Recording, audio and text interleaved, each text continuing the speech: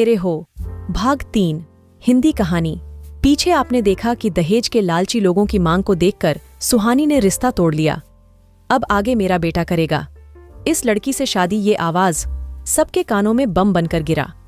सब चौंक कर उस व्यक्ति की तरफ देखने लगे। सुहानी ने भी अपनी नजर घुमा के देखा। उसने देखा लगभग 50 साल का एक रूपदार चेहरा मुस्कुराता हुआ सुहानी की तरफ बढ़ रहा था। वह व्यक्ति और कोई नहीं, सुहानी के पापा के बचपन के दोस्त थे। सुहानी के पापा बोले, रंजीत तुम। उनके आश्चर्य की कोई सीमा न रही। रंजीत जी सुहानी के पास आए और प्यार से उसके सर पर हाथ फेरते हुए कहा, जीती रह बेटी, सदा खुश रहो। फिर सुहानी के पापा की तरफ घूमे और बोले, यार किशन बहुत दिन हो गए दोस्ती के, क्या मेरे साथ रिश्तेदारी करेगा? उनके चेहरे पर मुस्कुराहट थी।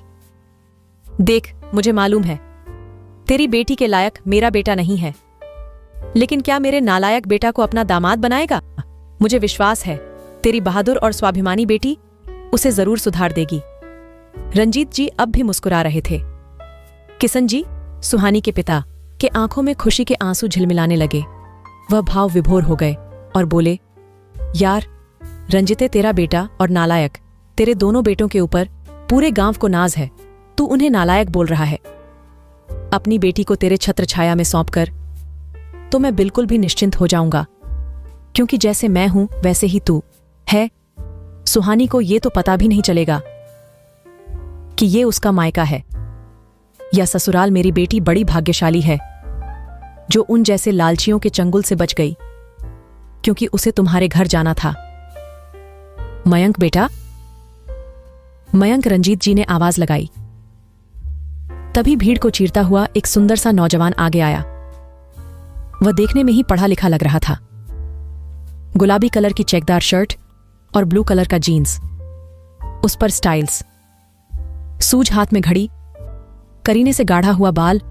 कुल मिला के लड़का बहुत ही सुंदर था। और आते ही बोला, यस पापा, आपने बुलाया? हाँ बेटे, बुलाया है। मैंने अपने लिए बहू तलाश कर ली है। देख रहे हो वो गुलाब के फूल की तरह सुंदर सी लड़की? उन्होंने हाथ से सुहानी की तरफ इशारा किया। वह मेरे दोस्त किशन की बेटी है। बहुत ही बहादुर और समझदार है। मुझे ऐसा लगता है कि तुम्हारे लिए बेस्ट रहेगी। क्या बोलते हो? मयंक को पूरे सिचुएशन का पता ही था। उसने नजर उठा के सुहानी की तरफ देखा। उसका दिल धक से रह गया, क्योंकि सुहानी सच में गुलाब के फूल जैसी थी और पहली ही नजर में मयंक को पसंद आ गई। मयंक ने कहा, पापा, आपने जो मेरे लिए सोचा है मेरा भला जानकर ही सोचा होगा, क्योंकि आप मेरे बुरे के लिए सोच ही नहीं सकते। रही बात सुहानी को पसंद करने की, तो भला कौन उसे नहीं पसंद करेगा? लेकिन क्या बेटा? रंजीत जी ने पूछा। मैं शादी से पहले 5 मिनट के लिए सुहानी से बात करना चाहूंगा।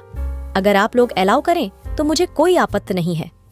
बेटा, किशन जी ने तपाक से बोला, आखिर में ये तुम्हारी जिंदगी का इतना बड़ा फैसला है, खूब सोच समझ लो। थैंक्स अंकल और पापा, आपको मयंक बोला गो। अहेड माए। सन रंजीत जी मुस्कुराते हुए बोले, थैंक्स पापा। अब सुहानी और मयंक को पंडाल के एक हिस्से में अकेला छोड़ दिया गया। मयंक ने बात शुरू किया, सुहानी जी, मैं जो भी बोलूंगा दिल से बोलूंगा, इसलिए मेरी बात बहुत ध्यान से सुनिएगा प्लीज। मुझे पता है यहाँ क्या हुआ और मैंने आपकी सारी बातें सुनी। मुझे आपकी बातें और आपका अंदाज बहुत पसंद आया, इसलिए जब पापा ने शादी के लिए पूछा तब मैंने तुरंत ही हाँ कर दिया, क्योंकि मुझे पता है मैं कितना ढूंढ लूं, आपसे अच्छी लड़की मिलना मुश्किल है। और हाँ, मैं आप पर कोई एहसान नहीं कर रहा। अगर आपने मुझे हाँ बोल दिया तो यह मेरी खुशकिस्मती होगी जो आप मुझे मिल जाएगी, क्योंकि पहली नज़र में आप मुझे भा गई थी। अब आप बताइए कि क्या मैं आपको पसंद हूँ?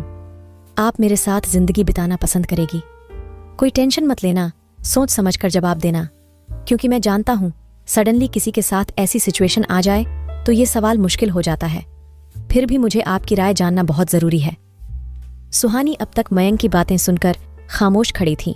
वह बोली, सच बोलूं मयंक जी, अगर आप मुझे इस तरह से लाकर मुझसे न पूछते तो शायद मैं इनकार कर देती, लेकिन आपके इस तरह मेरी सहमति पूछना, इससे यह साबित होता है कि आप दूसरों को कितना सम्मान देते हैं और किसी के सहमति के बिना आप उसका फायदा नहीं उठाएंगे। रही बात शादी की, तो मुझे आपसे शादी करने में कोई आपत्ति नहीं है, तो मेरी तरफ से हाँ है।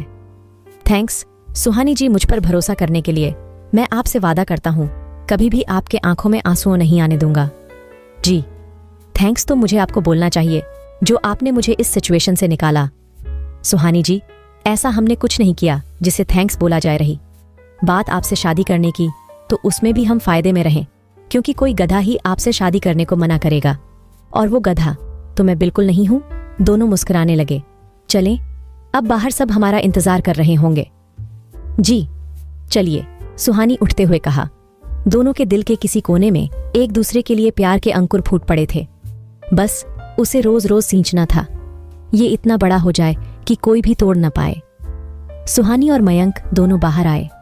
दोनों ने हामी भर दी और बंद हुई सहनाई फिर से बजने लगी। पंडाल का रौनक लौट आया।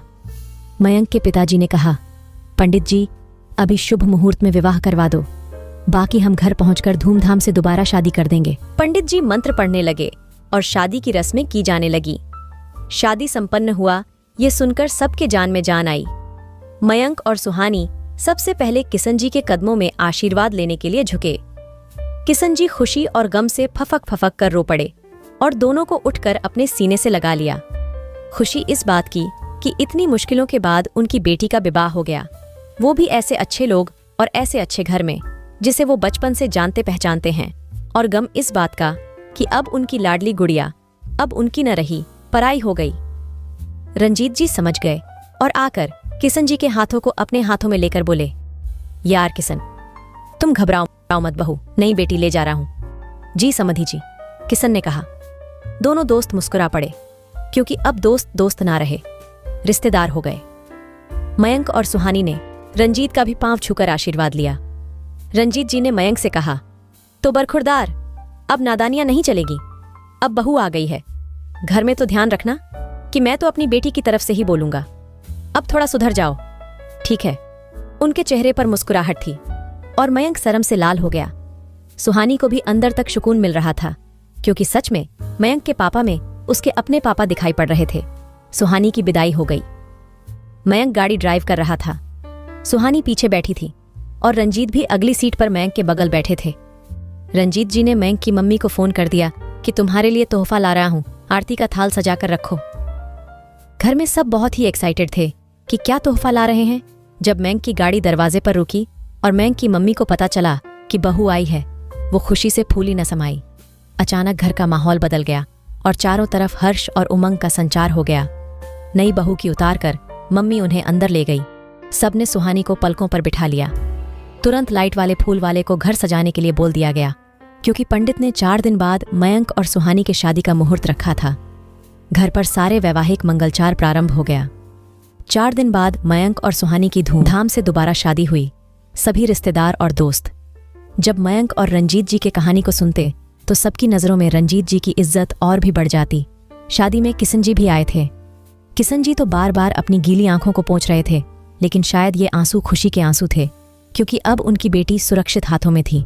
सुहानी को आए 5 दिन हो गए, लेकिन अभी तक घर वालों ने सुहानी और मयंक से मिलने न दिया, क्योंकि उनका दूसरी बार विवाह होना बाकी था।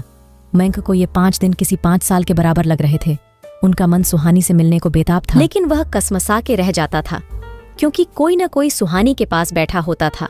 और रात में सुहानी मयंक के माँ के साथ सोती थी। पर आज सुहानी और मयंक की मिलन की रात थी। मयंक का कमरा मयंक की भाभी ने फूलों से सजाया था और उसका बेड तो जैसे किसी राजकुमार का रथ हो। पूरा पूरा गुलाब की पंखुड़ियां और सफेद बेला की खुशबू से पूरा कमरा भरा था। कमरे के एक कोने में म्यूजिक सिस्टम हल्के हल्के प्यार भरे नगमे गुनगुनाए जा रहा था और सुहानी बेड के बीचों बीच छुई मुई सी सिमटी बैठी थी। उसकी दिल की धड़कन अनायास ही बढ़ी हुई थी और शरीर में अलग ही रोमांच का संचार हुआ था। वह बड़ी बेसब्री से मयंक का इंतजार कर रही थी और बार बार घड़ी की ओर फिर दरवाजे की ओर देख रही थी। अचानक से दरवाजा खुला। मयंक महरून रंग की शेरवानी पहने अंदर आते दिखाई दिए। सुहानी के दिल की धड़कन और बढ़ गई और पहले से ही सिमटी बैठी और सिमट गई।